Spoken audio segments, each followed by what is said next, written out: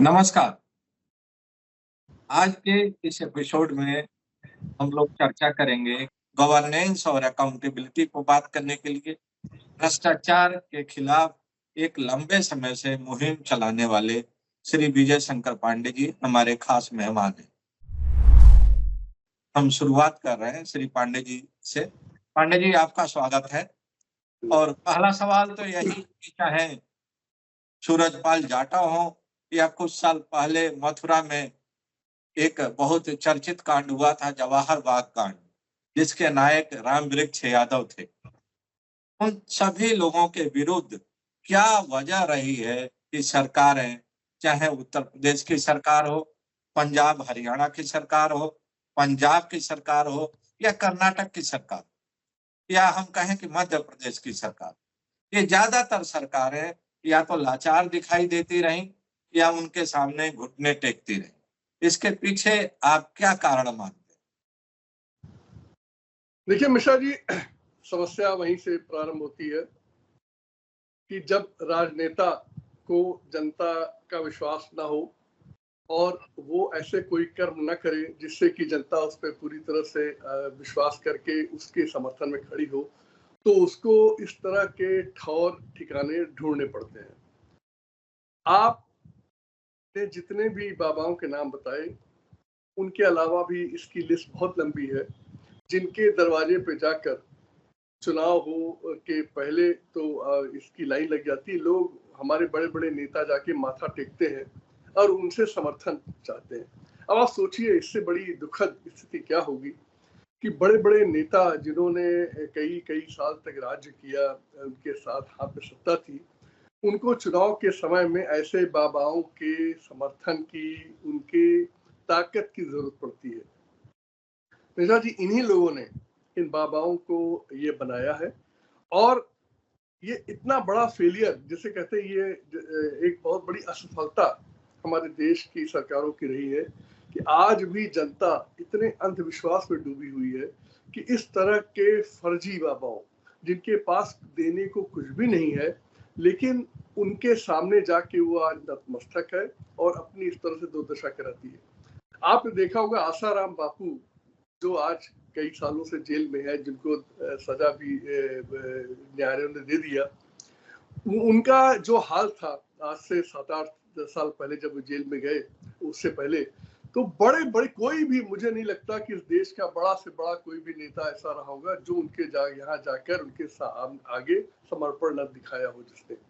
और वह व्यक्ति तो क्या था, वो बाद में निकल कर आ गया। सबकी वही हाल है। मिश्रा जी, हमारे देश में हमारे जो शासन हैं, शासन के में जो बैठे लोग हैं, खासकर राजनेता लोग, इन्होंने यही आसान रास्ते ढूंढ रखे हैं सत्ता पाने के। ऐसे ऐसे महारथियों को, लंबरदारों को पकड़िए, कुछ करना धरना नहीं, इनकी सेवा करिए, इनका समर्थन ले लीजिए। यही हालत है बड़े बड़े, जिसे कहते हैं, बाहुबलियों को क्यों राजनीतिक दल अपने साथ लाते हैं? क्योंकि उन्हें बाकी और अपने कार्यकाल में या राजनीति करते समय इन्होंने बाकी जनता की तो हाल कभी देखा नहीं, कभी लिया नहीं, तो इनको जरूरत पड़ती है इसी तरह के लोगों की। ये बाबा, बाहुबली, धनाढ़, ये सब एक ही कैटेगरी है।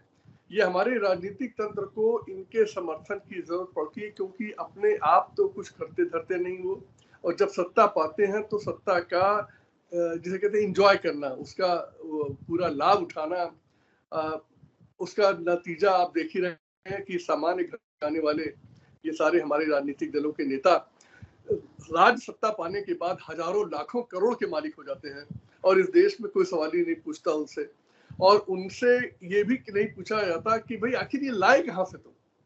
ये सब सारी समस्याएं मिश्रा जी, ये एक ही उससे निकल के आ रही हैं कि हमारा राजनीतिक तंत्र में कुछ बचा नहीं है।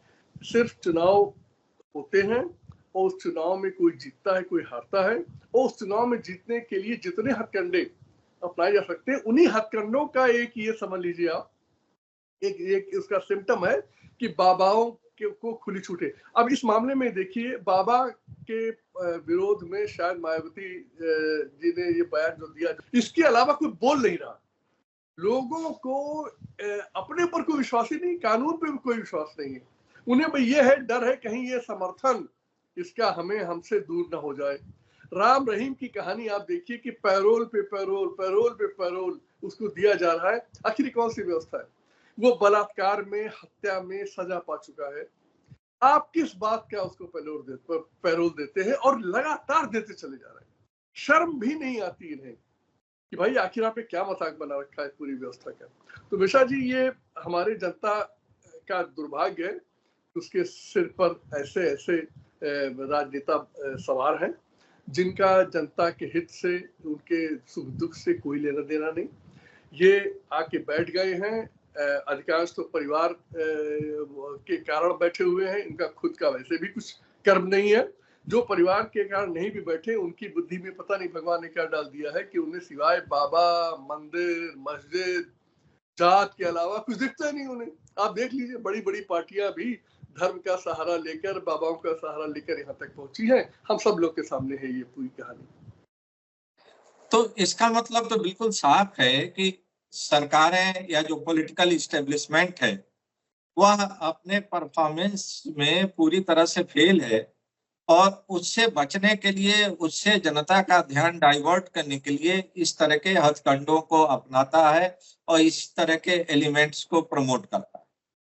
सर, एक और बहुत ही महत्वपूर्ण इस समय डिबेट चल रहा है पूरे देश में कि विकास के नाम पर या कॉरिडोर बनाने के नाम पर, चाहे वो महाकाल में बना कॉरिडोर का मामला हो, काशी विश्वनाथ में बने कॉरिडोर का मामला हो, या अभी बरसात की शुरुआत में ही अयोध्या में बना जो अयोध्या धाम का मामला हो, उसका नजारा पूरा देश और पूरी दुनिया ने देखा है कि किस तरह से जलभराव हुआ, किस तरह से सड़कें बैठ गई, किस तरह से जो स्ट्रक्चर्स बनाए गए उसमें पानी टपकने लगा।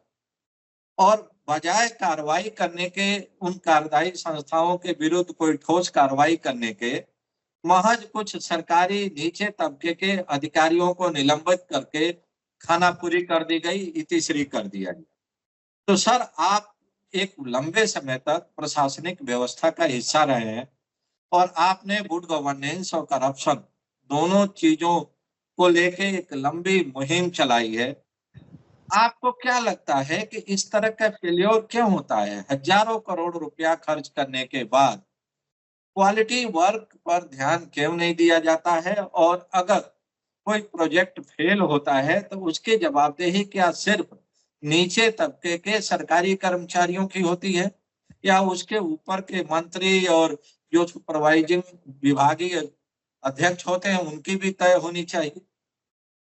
मिश्रा जी, बड़े बड़े प्रोजेक्ट के बारे में तो मैं बिना किसी लाग लपेट के, संकोच के आपसे कहना चाहूंगा, आपके माध्यम से दर्शकों से कहना चाहूंगा, इनमें जो भी आप दुर्दशा देखते हैं, खराब काम देखते हैं, उसके लिए सीधे सीधे सर्वोच्च स्तर ही जिम्मेदार है।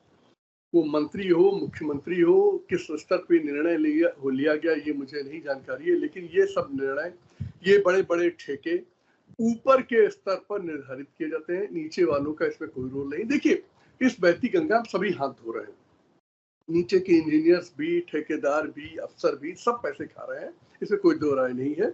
लेकिन बड़े बड़े कॉन्ट्रैक्ट को ऊपर से दिया जाता है और ये निर्णय पहले ले लिया जाता है। ये पूरा जिसे कहते हैं खुला ये खेल है, पूरे देश में चल रहा है। और इसमें आप, उत्तर प्रदेश बहुत आगे है इस मामले में, और ये प्रथा यहाँ पर कई दशकों से चल रही है कि ठेके जब बड़े आते हैं तो उसको मुख्यमंत्री या कैबिनेट मंत्री ये निर्धारित करते हैं, और निर्धारित किस कारण से किए जाते हैं आप अच्छी तरह समझ सकते हैं। कमीशनबाजी इसका खेल है, बाकी कुछ नहीं। अब आप सोचिए, जब सर्वोच्च स्तर पे बैठे लोग ठेकों में रिश्वत खा लेंगे तो किस मुंह से खराब काम की जांच करा सकते हैं? क्योंकि जब जांच कराएंगे तो जिन्होंने काम किया वो कहेंगे, महाराज आप तो पैसा ले चुके हो, श्रीमान जी आप तो ले चुके हो, अरे साहब आप तो ले चुके हो, अब हमसे क्या पूछ रहे हो सवाल? ये यही कारण है। आपको याद होगा, आगरा से लखनऊ का एक्सप्रेसवे बना था, जो उस सपा सरकार के कार्यकाल का सबसे बड़ा, जिसे कहते हैं, तीर मारा गया था। उसकी कितनी लंबाई बैठ गई, उसमें गाड़ियां समा गई, आपको याद होगी कहानी ये। और आप पूछिए कि कोई दंडित हुआ उसमें, नहीं। विशाल जी, उसका छोटा सा बता दूं, वो जो एक्सप्रेसवे था उसका ओरिजिनल एस्टिमेट जो शायद वेबसाइट पे पड़ा हुआ अभी भी, ओरिजिनल एस्टिमेट 5,500 करोड़ के आसपास था। और वो सड़क जब बनके 1-1.5-2 साल में बनकर तैयार हुई तो वो अंत में खर्च उसका शायद 18,000 करोड़ हो चुका था। अब आप ये सोचिए, जिस देश में ये हो सकता है वहां कुछ भी हो सकता है, वहां कुछ भी हो सकता है। इसलिए राम पथ का, राम मार्ग जो भी कहते हैं, उसका धंस जाना कोई आश्चर्य की बात नहीं। मंदिर में पानी टपकना कोई आश्चर्य की बात नहीं। मुझे तो कभी इन सब चीजों में आश्चर्य आता है, क्योंकि मुझे पता है जब इतनी ज्यादा इसमें अंदर छेद बने हुए हैं तो क्या होगा। आप किसी भी वाशिम जी, मैं आपको एकदम स्पष्ट कहना चाहूंगा, अगर ईमानदारी से जो भी सिविल इंजीनियरिंग की जो भी हैंडबुक है उसके अनुसार कोई भी निर्माण कार्य करा दिया जाए तो वो कम से कम एक जीवन काल में तो नहीं हिलती। सड़कें बना दीजिए उसी मोटाई की, उसी गिट्टी और उसी बालू और उसी सीमेंट, उसी तारकोल की सारा मटेरियल डाल के कर दीजिए, 10 साल चलेगी वो। लेकिन जब आप उसमें आधा अधूरा लगाएंगे, कमीशन बाजी पहले कॉन्ट्रैक्ट से शुरू हो जाएगी, तो वो जब सड़क में आधा पैसा लगा है तो उसकी आयु तो घटकर हो गई 1 साल। इसलिए हर बार सड़कें बनती है, हर बार टूटती है। यही स्थिति आप सारे निर्माण कार्यों में है, चाहे वो कॉरिडोर हो, चाहे वो रामपथ हो, चाहे आगरा एक्सप्रेसवे हो, चाहे कोई एक्सप्रेसवे हो, सब में यही हाल है। आज इस बात को कोई पूछने वाला नहीं कि जो एक्सप्रेसवे बन रहे हैं उनकी वास्तव में कितनी लागत आनी चाहिए थी, वास्तव में कितनी लग रही। इस सवाल को मुझे बड़ा दुख होता है कहते हुए कि जिसका काम था ये मीडिया का और विपक्ष का, दो ही तो है लोकतंत्र के जिनका काम है सरकारी तंत्र पर, शासन पर अंकुश लगाने का, उनसे सवाल पूछने का। मीडिया के आप बहुत ही वरिष्ठतम लेवल पे काम कर चुके, आप अच्छी तरह जानते हैं मीडिया की क्या हाल है। सबके मुंह में नोट भरी हुई है, कोई बोलता ही नहीं, कोई सवाल ही नहीं पूछता। दूसरा विपक्ष, वो जब सरकार में तो भी यही कर रहे थे, तो किस मुंह से बोले। अगर आज बोलेंगे तो जो सरकार बैठे लोग अरे कहा मुंह बंद करो, नहीं तुम्हारा अभी मामला निकाल देते हैं, कितने हजारों करोड़ की रिश्वत तुमने खाई है। इस चुप है, वो भी चुप, वो भी चुप। मीडिया क्यों चुप है, आप मुझसे ज्यादा आप जानते हैं, मैं आपको क्या बताऊंगा, इसमें क्या मार्गदर्शन आपका करूंगा। तो मिश्रा जी, अंत में ये सारी चीजें भ्रष्टाचार की भेंट चढ़ रही है। हमारे देश में कोई कमी नहीं, संसाधनों की कोई कमी नहीं, क्षमता की कोई कमी नहीं, लेकिन हमारे देश में हमारे तंत्र की बदनीति, उस तंत्र के मुख्य कर्ता धर्ता हमारे राजनीतिक लोग हैं और उसके नीचे अफसरशाही। देखिए, अफसरशाही तो नौकर है, वो तो जो कह रहा है ऊपर वाला, मालिक कह रहा है, उसको तो मजे हैं, क्योंकि मालिक के आदेश पे कर रहा है तो कोई बोलेगा तो है नहीं उसको। आप इसीलिए देखें कि उत्तर प्रदेश में देखिए, एक अफसर के पास 10 काम और 10 अफसरों के पास कोई काम नहीं। आप देख रहे हैं अभी हाल में क्या हुआ कि जो कुछ चहेते लोग, उनको एक्सटेंशन पे एक्सटेंशन। अरे भाई, क्या है ये सब?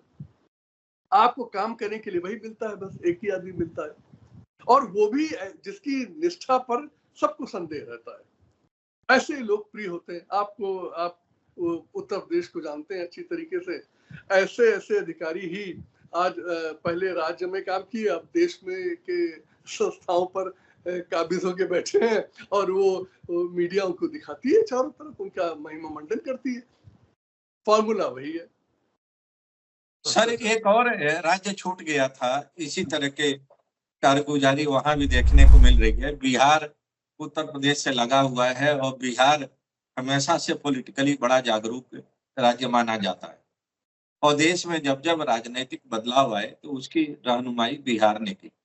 लेकिन बिहार में नीतीश कुमार लगभग 15 से 16 साल हो गए लगातार मुख्यमंत्री हैं, और नीतीश कुमार के शासनकाल में ही जितने पुल बने हैं वो एक एक करके गिरते जा रहे हैं। अभी एक आंकड़ा आया था कि 10 दिन के अंदर 15 पुल गिर गए हैं बिहार में, और किसी की भी जवाबदेही तय नहीं हो पा रही है। और यही कहा जा रहा है कि नहीं, फिर उन पुलों का जो है रिपेयरिंग कर दिया जाएगा, उसका निर्माण कर दिया जाएगा। तो ये जो पब्लिक एक्सचेकर का है या टैक्स पेयर्स का पैसा है या गरीबों का पैसा है, जिस तरह से उसको पानी में बहाया जा रहा है, इन नेताओं के जरिए और अधिकारियों के जरिए, इस पर लगाम क्या कभी लग सकता है? क्योंकि नीतीश कुमार को तो माना जाता है कि बहुत ही राजनीतिक तौर पर बड़े साफ-सुथरी राजनीति करते हैं और उनके ऊपर सीधे तौर पर आर्थिक भ्रष्टाचार के कोई आरोप भी नहीं है। लेकिन उन्हीं के शासनकाल में बनाए गए पुल उद्घाटन के दिन ही गिर जाते हैं, उद्घाटन से 1 हफ्ता पहले गिर जाते हैं और उद्घाटन के 1 महीना के अंदर गिर जाते हैं। तो क्या ये जो ट्रेंड देखने को मिल रहा है बिहार में, इस पर क्या आपको उम्मीद है कि भविष्य में कोई लगाम लग सकता है? मिश्रा जी, अगर आप इसमें थोड़ा सा और गहराई में जाएं तो आप ये देखें कि पीडब्ल्यूडी मिनिस्टर कौन रहता था वहां पर, और कोalition सरकार में जब बंटवारा होता है विभागों का तो जिम्मेदारी उसी सीमा तक खत्म होती जाती है जिस सीमा तक बंटवारे में लेन देन होती है। मुझे जहां तक मुझे याद है, शायद इनके जो पूर्व सहयोगी दल थे उसके वरिष्ठ नेता पीडब्ल्यूडी मिनिस्टर हुआ करते थे, जो कुख्यात हैं। उनका परिवार रिश्वतखोरी उसके लिए जेल भी जरूर जा चुके हैं। मिश्रा जी, जब कभी भी किसी राज्य में ये सब होने लगता है, जब आप गलत और सही का भेद भूल जाते हैं, तो आपकी उस सत्ता पर कौन बैठा है उसका कोई फर्क नहीं पड़ता। उस पर आप श्री नीतीश कुमार जी को बैठा दीजिए, XYZ जिसको बैठा दीजिए, परिणाम यही आएगा। क्योंकि आप सत्ता के लिए जब आप समझौते इस प्रकार के करते हैं तो उस समझौते का ये खामियाजा पूरा देश, पूरा वो है जनता वहां की भुगतती है। नीतीश कुमार जी के बारे में आपने बताया कि उनकी छवि और लोगों के नेताओं की तुलना में अच्छी है, लेकिन वो जिस प्रकार के समझौते उन्हें करने पड़ते हैं शासन चलाने के लिए, उसका ये खामियाजा है। और मुझे जहाँ तक याद है, वो तेजस्वी जी शायद पीडब्ल्यूडी मिनिस्टर या उनके वो जो उनकी पार्टी के लोगों को ही मिलता रहा है, तो इसका आप उत्तर समझ लीजिए क्या हुआ होगा। और जब आप एक बार वो आधार खोते हैं ईमानदारी का, तो मिश्रा जी फिर वो हो नहीं पाता आगे कुछ। आपका अगला प्रश्न, क्या इसमें कुछ सुधार होगा?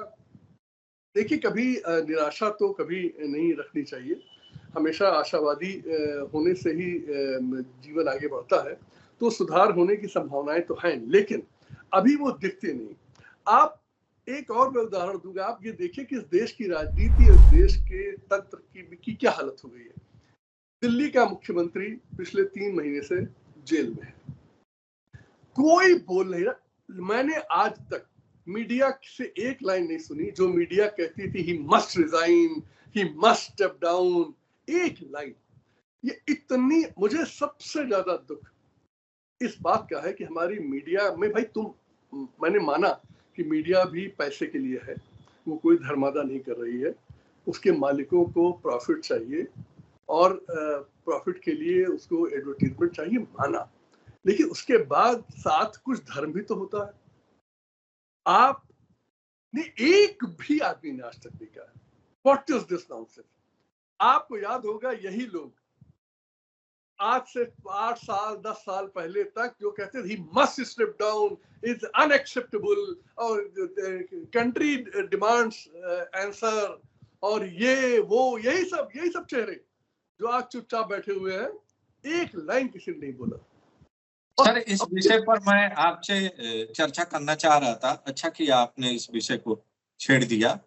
मैं ये समझना चाह रहा हूँ कि जो सिविल सर्विसेज कंडक्ट रूल है, उसके तहत जितना हम लोगों ने देखा है आप लोगों के साथ जुड़ के काम करते हुए, कि अगर कोई सरकारी मुलाजिम के खिलाफ एक FIR दर्ज हो जाती थी, तो महज FIR दर्ज होने के आरोप में उसके विरुद्ध तत्काल कार्रवाई होती थी, और जब तक उसको अदालत से क्लीन चिट नहीं मिल जाता था, तब तक उसको उसके दायित्व से मुक्त कर दिया जाता था।